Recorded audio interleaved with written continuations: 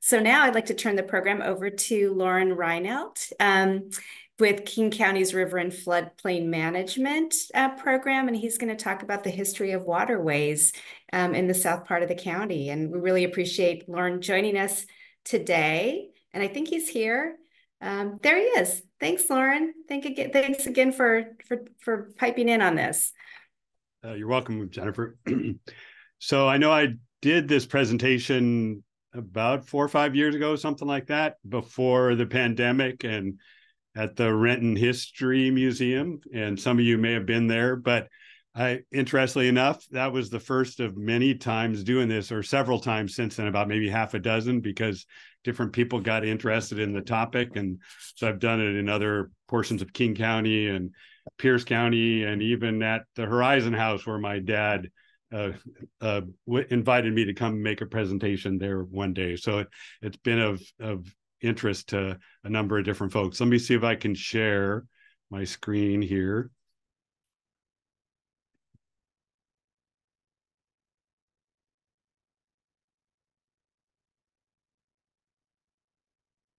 Let me know if that's coming up.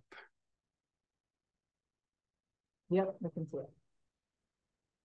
Okay. So I'm going to be talking about historical changes to King County's river systems, and there's a comment about what our ancestors did in terms of literally moving rivers, and it was fairly common around here and in other parts of the world as well. But I'll be telling some different stories about that history, a little heavy on some of the history itself too, and some of the players involved that would be familiar to many of you. And then I'm also going to talk a little bit at the end about a project I've been working on for the last 10 years with the King County Flood Control District related to Lower Russell, a project on the Green River where we had quite a few features that were discovered there that are pre-contact. I've been working closely with Phil Letourneau on that, and just wanted to share a little bit more information about that project too, and how it relates to some of the other things related to historical river use.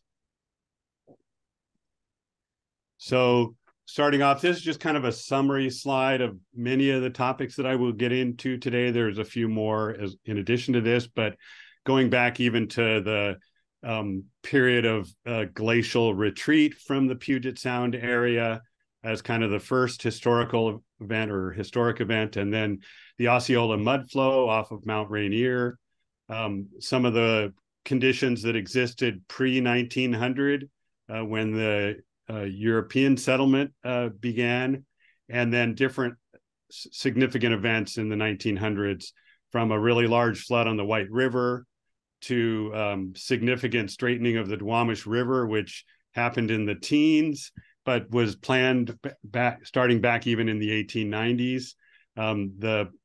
Then changes related to Lake Washington and the building of the locks and the diversion of the Cedar River, and then some of the construction related to dams on the different rivers in order to control rivers and flooding and enable more development. And then, like I said, I'll get into the Lower Russell circumstance as well. So this here is a little bit of summary about the glacial history and glacial landforms. And about 16,000 years ago, Puget Sound and King County were covered by what's known as the Vashon glaciation. And the Cordilleran ice sheet, which covered King County, was about 3,000 feet thick, equivalent to about 5 Space Needles. And you can see that on the right. The Space Needle is about 600 feet tall, so that's 3,000 feet. And the ice sheet carved channels into the land, really like a rake in soils. And these glacier carved valleys eventually became the modern day river valleys that we see today. And that's the red line shown on this map.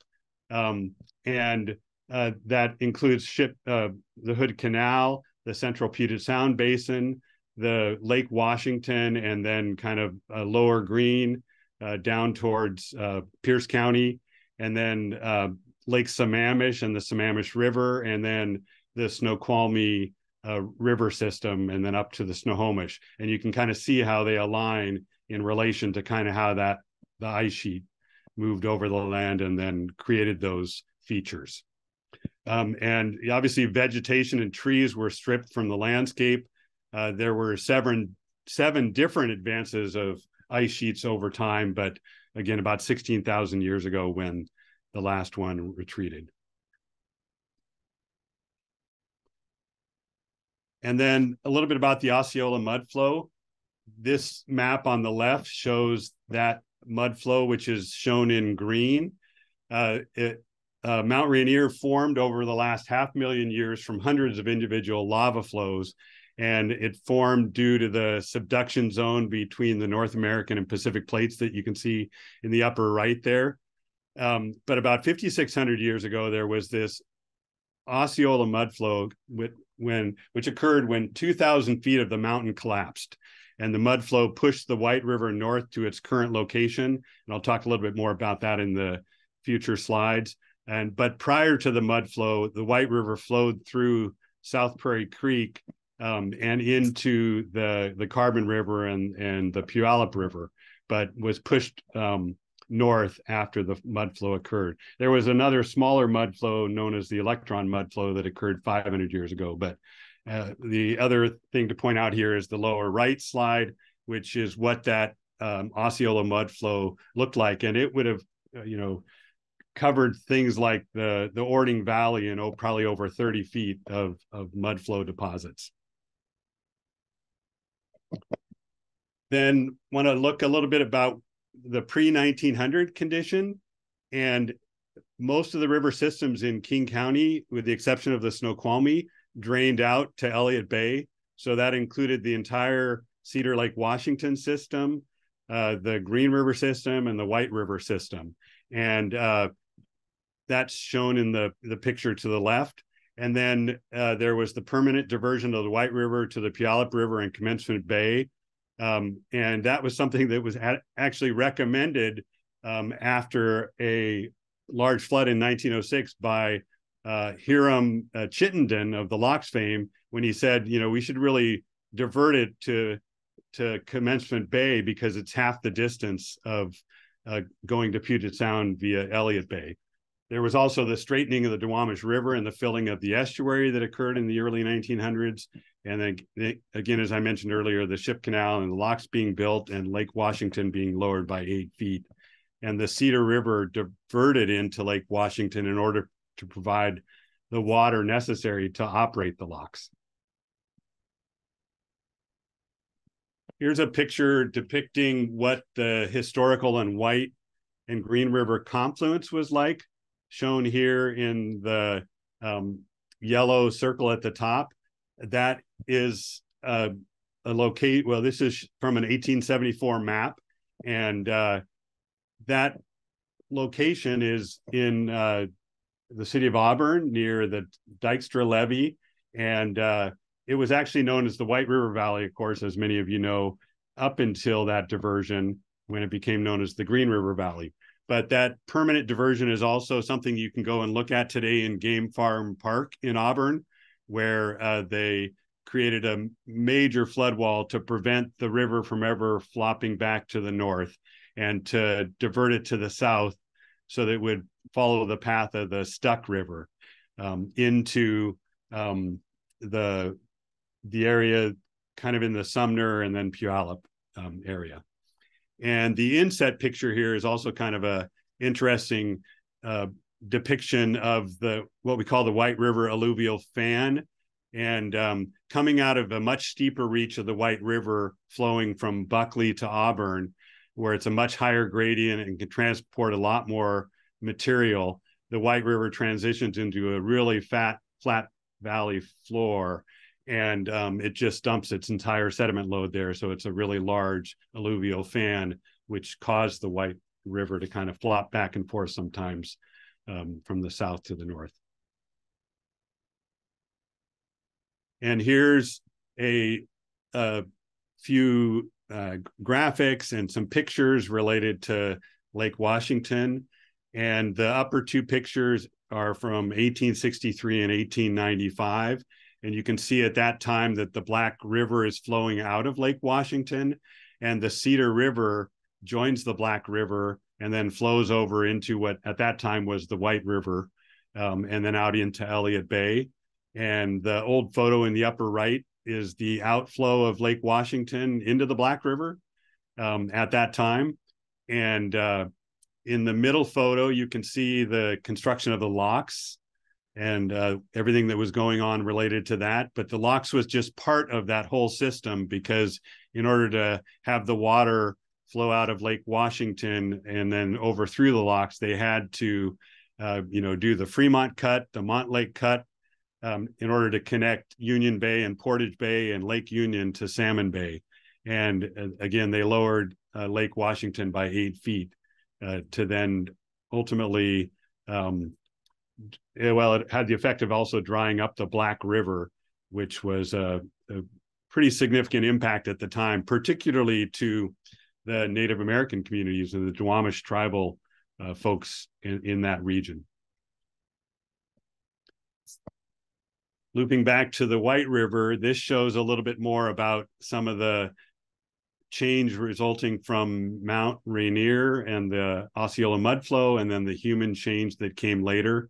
The old path of the river of the White River was again through South Prairie Creek in that kind of squiggly red line from the circled portion there where it says the Osceola change, where it then flowed into the Carbon River and then to the Puyallup River and out to the Commencement Bay. But when the Osceola mud flow happened, it shoved the entire river to the north, and it was along that path up until 1906. So then the human change followed and was made permanent in 1914 when they made those changes in Game Farm Park. And since that time, the White River has been pushed back to the Puyallup River and remains that way to this day. And so here is what was left then of what was historically draining to Elliott Bay. The entire Cedar Lake, Washington system was pushed to the north and through the locks. The White River system was diverted into the Puyallup River, and that just left this portion, which is now known as the Green River watershed or Green Duwamish watershed. And it goes up to Stampede Pass.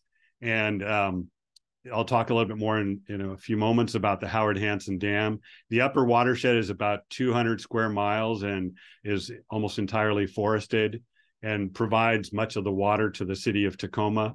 And then you have the Middle Green watershed that flows through some of the communities like or flows or contains the communities of Covington and Black Diamond and Maple Valley and Enumclaw, and then down through the Lower Green River in Auburn, Kent, Renton, and Tukwila.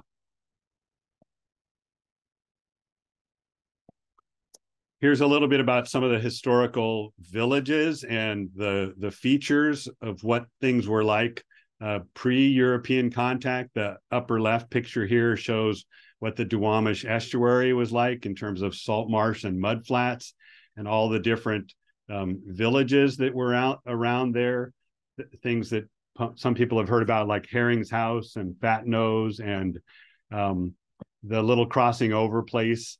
Those were some of the Duwamish settlements, and the Duwamish people were known as the people of the inside and lived all around Elliott Bay and along the Duwamish River, and then the Black and Cedar Rivers as well. And then the lower left, there's a picture I think I took when I was at the Renton History Museum last time, where they showed the villages in the vicinity of Renton. And that's the Black River flowing out of Lake Washington. And so this is the Cedar River flowing into the Black River. But I just wanted to point out Sababadid here, which is one of the bigger villages that was along that area, which was called is known as the Small Hills, and had 10 large longhouses that were estimated to be 60 by 120 feet in size. And then there's just a couple of old kind of historical pictures here of tribal use of the area. I think this one in the upper right is maybe in the Salmon Bay area, if I'm not mistaken. And then another key thing that happened was the straightening of the Duwamish River. In 1895, Eugene Semple, who was the former governor of the Washington Territory. He outlined a public works project to straighten and dredge the Duwamish River, to open up the area to commercial use and to alleviate the flooding. And in 1909, the city of Seattle formed the Duwamish Waterway Commission to sell bonds and oversee the rechanneling of the river. And work began in October 1913. And there was a lot of work done to allow for accommodation of the higher flows and turning ships in the Duwamish Waterway. And by 1920, 4.5 miles had been dredged to a depth of about 50 feet, and that's the lower portion of it. And the shallow, meandering 9-mile-long channel became a 5-mile engineered waterway. And you can see that waterway then here and up to Kellogg Island and then Harbor Island.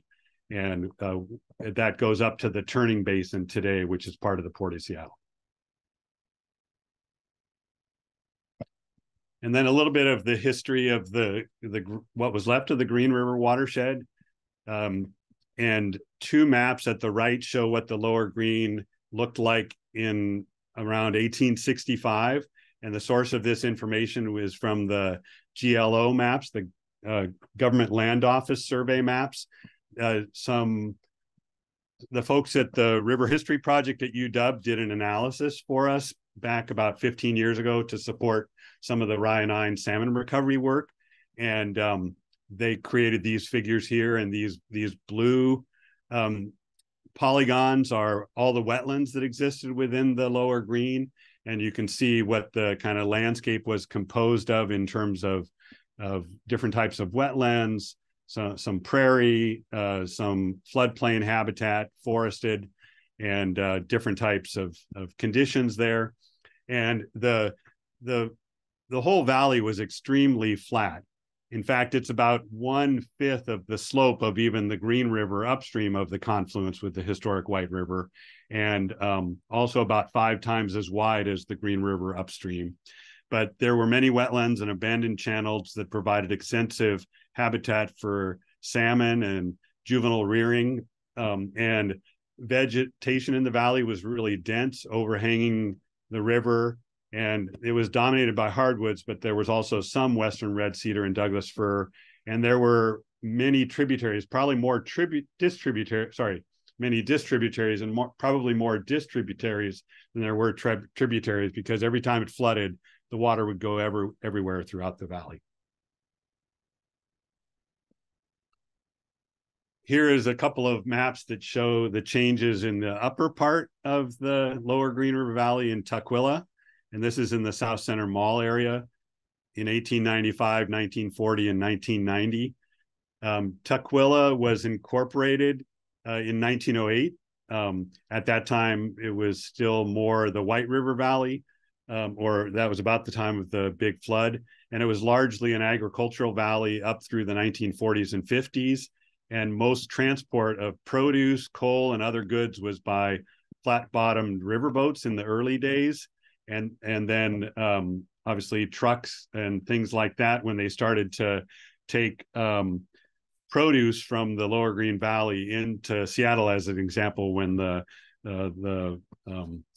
Pike Place Market was founded, and that was a key part of where this produce went. And let's see, by the 1990s, you can see it was fully developed, very similar to what it is today. And so that was enabled by the construction of the Howard Hanson Dam that went online in 1961. Otherwise, it was pretty much an agricultural valley until that time, with the exception of the smaller towns and cities that were growing in slightly higher elevation areas of the valley. So the Lower Green Valley had widespread logging to support agricultural conversion. Hop growing began in the late 1870s. Kent was named after County of Kent, the major hop producing region in England. And Kent was incorporated in 1890, I think might be the second or third city in King County after Seattle. And in the early 1900s, river was cleared of wood deposits and channelized. And, there was near annual flooding. And it shows here a couple of floods from 1906 and the Seattle-Tacoma interurban that was impacted by that on the lower left, and the valley flooding from 1959, just a couple of years before Howard Hansen Dam went in. And the lower right just shows some of the hop growing from the valley. Here is a number of pictures from flooding in the city of Kent, which was really extensive from 1906 through 1959, even after the White River was diverted. Let's see, the goal for the Valley residents since the 1920s were to try to figure out how that flooding could be reduced. And studies were made before the war, but it wasn't until 1950 that the Corps convinced Congress to adopt a plan to create the dam to store floodwaters behind Eagle Gorge, which is about River Mile 64 on the Green River. And Colonel Howard Hansen was a big part of the force behind that. He chaired a committee from 1948 to 1957, representing the state of Washington and working with King County, the Port of Seattle, City of Seattle, and others to figure out how to control Green River flooding. And in 1928, he authored the first resolution that requested federal aid for that flood control. And he authored another paper called More Land for Industry. He really realized that if we were going to grow as a major port and industrial and city out of Seattle, that you needed to be able to grow out of the Duwamish. And so with the construction of the dam, that enabled that to happen then within the whole Kent-Auburn Valley. And then on the White River, the Mud Mountain Dam was built. It was actually completed in 1948, a little over a decade before the one on the Green River. And when it was completed, it was the highest rock and earth-filled dam in the world, built to reduce flooding in South King County and North Pierce County, and authorized by Congress in 1936. And they did look at damming other rivers instead of the White River. They also looked at the Carbon and the Puyallup, but it was determined that the White River offered the greatest way to control flooding. It was built primarily to control flooding in the Port of Tacoma and the city of Tacoma, but it has some benefits along the White River for obviously places like Auburn and Sumner as well. And it's about the exact same size as the Howard Hansen Dam in terms of storage, but it is only a flood control dam, whereas the Howard Hansen Dam also provides city or water to the city of Tacoma and conservation flows for the Green River. The historic pictures here to the right show some of the work that was done at the county line back in 1916. So that's between King and Pierce County, and there was regular dredging going on to remove all the gravels from the White River that I had talked about previously. And then this is the lower right shows the construction of the embankments there along the Puyallup River downstream of the White River confluence. And then I was asked to put a few other pictures in here to talk about some of the other dams that are on the Cedar River and on the Tolt River. So this just kind of gives you a little more about that history. Dam construction on the Cedar and Tolt started with the Landsberg diversion for the city of Seattle water supply that was constructed in 1899. And then the Cedar Masonry Dam was built between 1911 and 1914. You can see a few pictures from the construction of that. And then the South Fork Tolt Dam was built in 1964. So the Cedar River provides about 60% of the water to the city of Seattle and other cities. And the Tolt River provides the other 35 to 40%. I also thought I would just talk really briefly about some important part of just the rivers and and the sediment load that they carry and the large wood that they carry. Some of you may know Al Wald, but he used to work for the Department of Ecology and the Department of Transportation, and he came up with this concept that he called the Three Rivers concept, that rivers not only transport water, but they also transport sediment and wood, but just at different rates depending on the size of the sediment and the size of the wood. And this just shows a couple of the pictures of what that looks like on the White River today, in the reach upstream of Auburn, and a log jam on the Green River, or actually at that time the White River from the 1906 flood. And this is right in the vicinity of Lower Russell, which I'm going to talk about next, this project that I've been working on for the last 10 years before it opened this last year, and was completed. So the Lower Russell Levee Setback Project, the goal there was to set back and rebuild the flood containment system to provide flood protection, improve riparian and aquatic habitat, and enhance recreation. It's a King County Flood Control District project in the city of Kent, mostly funded by the Flood Control District, but also we received significant funds from the state of Washington through 2 large grants through Floodplains by Design and Puget Sound Acquisition and Restoration Funding. And this shows what that area looked like before the project moved forward. And here is some of the original Van Dorn's Park, the original Green River Trail, what the kind of blackberry embankments looked like along the river, and a real failure of a levee that was happening out there in the lower left, that it was the big impetus for this project, again, in the city of Kent. And this is what it looked like before. You can see this is under flood conditions at about 10,000 cubic feet per second, a few feet below flood stage. There's also a really large Green River natural resource areas to the east of this site, which is over 300 acres, that's been managed as more of a open space area and bird sanctuary for the last numerous decades. This is the project that overview right here. There's a flood wall on the upper third of the project protecting these warehouses and office buildings.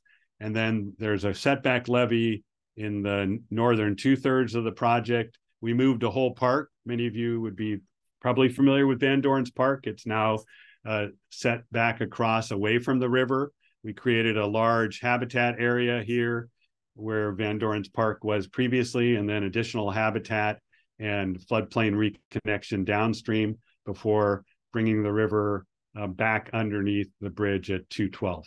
And I'll just show you some pictures about what that looks like today, and then talk about the archaeological finds that we found as we were excavating the backwater area here. So we first became more aware of the significant potential of these archaeological features in 2018, about a year before construction started. We had done many shovel probes and even borings and other analysis throughout the site, but had never really detected much that was pre-contact, some things that probably related to overlap between the Native American use and early settlers. But it wasn't until we did this trench in 2018 and we went down about 8 feet that we found historic hearth and boiling stones and fire modified rock, that we then realized what might potentially be here. We knew there was villages in the vicinity, both one called Stuck and one called the Flea House across the river. But it wasn't until this find that we were more aware of the potential to find more. I'll come back to that in just a minute. I'm just going to show a few quick pictures of the project itself. This is the excavation of the backwater area. And because of the findings and then the monitoring strategy that was put together, we had to have oversight from the consultant Willamette during all of the excavation of that backwater and most significant excavation on the site. We also constructed the levee, the setback levee that I mentioned earlier. This is some of the downstream habitat area as it goes back underneath this bridge. And then this is the backwater zone here on the lower right picture, and then the new park fill that you can see on the left side of that lower right picture.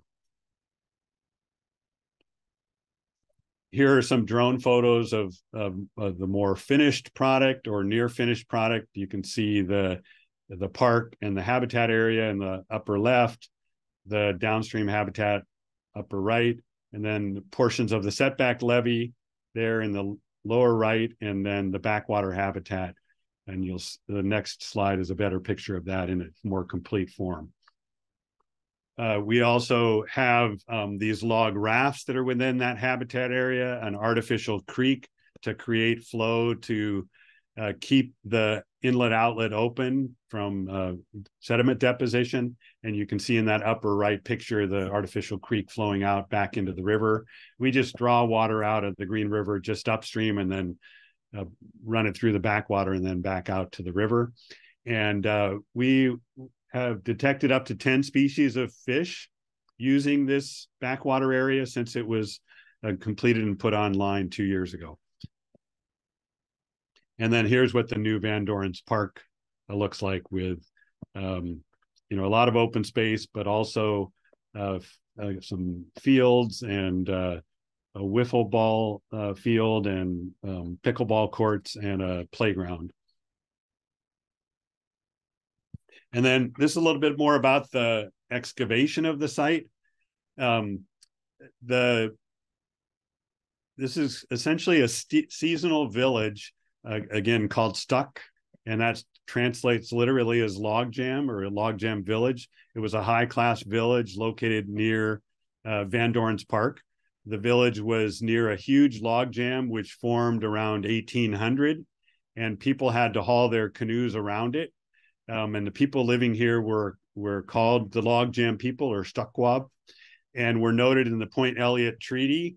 And it was the home village of Sholitza, also, who was the mother of Chief Self. And it's possible that he was born here, but his birthplace is somewhat unknown. And so the left pictures here shows what this was like during all the feature excavation, which happened primarily between August and December of 2020.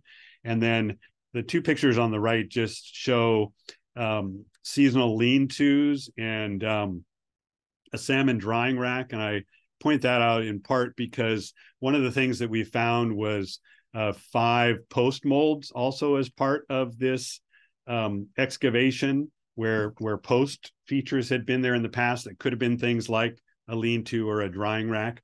But we found, over 30 thermal features and about 55 features overall, including hearths, fire-modified rock, boiling stones, charcoal, burned soil, cobble clusters, fragments of fish bones, shells, and mammal bones, and a couple of projectile points, and then also a lot of elderberry seeds, because they did a lot of elderberry seed processing here. And they were mostly found between 2 and 13 feet below the surface, and they're projected to be 150 to 600 years old. And then the final thing I'll cover here briefly is, because of the disturbance of those features, although we were able to preserve 10 of them in place, the other ones were excavated and will be curated and kept by the Muxwik tribe. But we worked with the consulting parties through the Section 106 process, led by the Corps of Engineers, and worked with 5 tribes: the Muxwik tribe, the Suquamish tribe, Snoqualmie, Stillaguamish, and Tulalip tribes.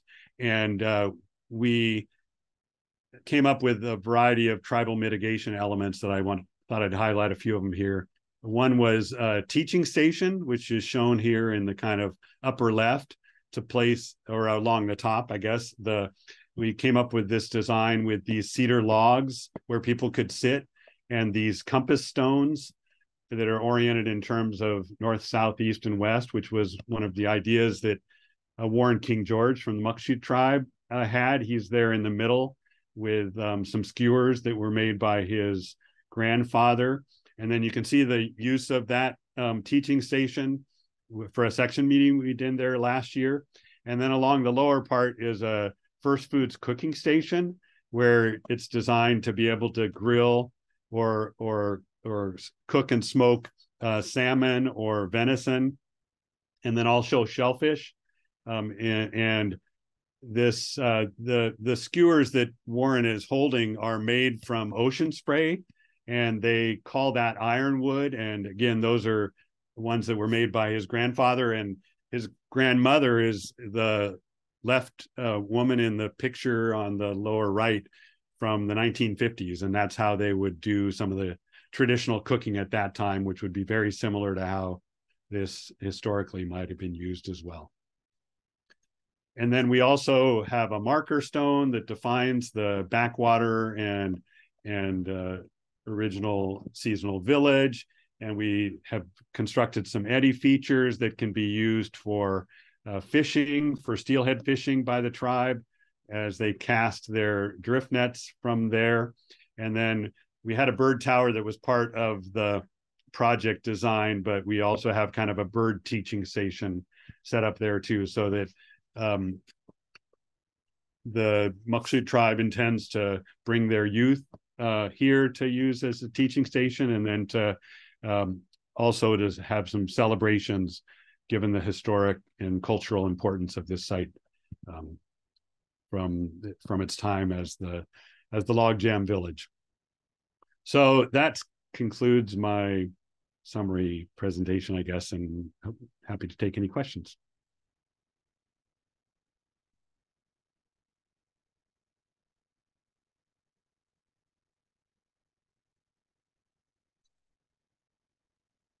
Thanks so much, Lauren. It looks like Allison. Oh, that's the applause feature. Oh, that was applause. Sorry. I just That's saw an it. applause. Look, okay, cool. And it looks like Emily has a question, but I also wanted to invite Phil and Alicia, archaeologists with our program who both worked on this project, if they wanted to add anything at all. But Emily, go ahead. Oh, just a point of clarification. I was taking some notes. You said 16,000 years ago, an ice sheet actually carved out those channels. So it was such a heavy ice sheet that it actually divided and split the land like a rake. Is that what you said? Well, that those are kind of glacier carved features, and then there's also all of the alluvium that's laid down, the moraines from glaciers and things like that. But that is part of the glacier carving of the features that are part of what we see today. So And that took a those. long, yeah, it took a long period of time to get those carved out, and then Yeah, they were. Go ahead. Sorry, I mentioned there were 7, different ice advances and retreats, and 16,000 years ago just happened to be the last one. And that's the one that was projected to be 3,000 feet thick. I don't know, previous ones could have also, covered the air. Well, I'm not sure. I don't know all the historical aspects of that, because they came down from the north, and some extended as far as Olympia and others maybe did not, but the last one did.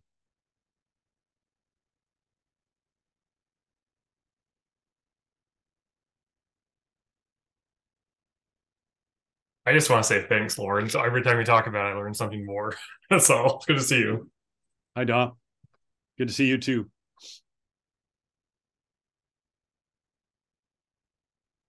Phil, do you want to say anything more about the project area or what we went through there that might be of interest to the folks here? No, I think you covered it pretty well. I'll just say that this site is really is remarkable, very unusual for this part of Western Washington to have this many features. And I think we got 30 radiocarbon dates from 25 of the features. And also remarkable is it really was what Lorin did in working with the Muckleshoot tribe and the Suquamish tribe, especially in getting some of those things that you saw constructed as part of the mitigation that we negotiated for the memorandum of agreement. So it was a great project. Thanks, Phil. Thanks, Phil. Any other questions for Lorin? Comments? Well, one, I just want to say that was fantastic, Lorin, and I'd love to chat and see if there's opportunities to bring some of this information into the broader community as well, which I think would be fantastic. I did have a curiosity. I think in one of the photos you had showed log raft, and I wasn't quite sure exactly what those features were. Could you explain a little bit more what those are? Yeah, they were newly designed and unique. They may not exist anywhere else, but Vaughn Collins from Northwest Hydraulics designed them for our backwater area, and they're kind of a pretty good size log rafts. There's two sizes, kind of medium and large, I guess, but there are 4 of them, and they're tethered so that they can't just like float away or. But the idea is that they provide cover for juvenile fish, because if all you had was a large backwater area, then the fish would be subject to predation by larger fish or birds. And there are both blue herons and eagles. So they can hang out in and around these log rafts, and there's all kinds of nooks and crannies and food sources. So that's what they're there for, to make optimal use of the habitat. Thank you, Lorin. And you should go check it out sometime. I mean, it's a very accessible site, and really easy to walk around, and it's got a lot of interesting features. Ellen. Yeah, I loved your presentation. Thank you, Lorin. I'm curious, was there a landscape architect involved on your team also? Yes.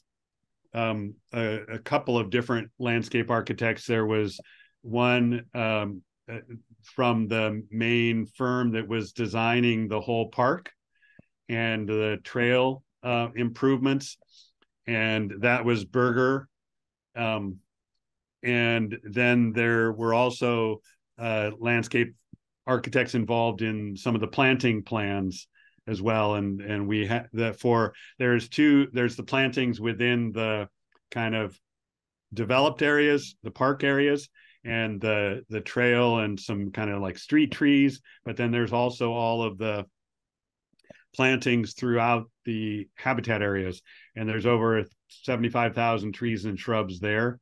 And then we also worked very closely with Warren King George as well to add more species that the tribe had an interest in having present there, partly for teaching and partly for use.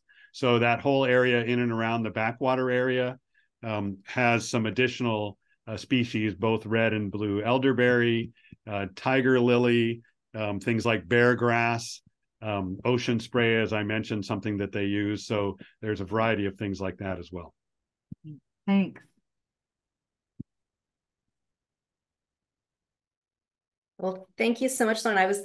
If there are no more questions, I'll turn it back over to Sarah. Is there anything else you want to make note of as we close out this training or talk about the next one?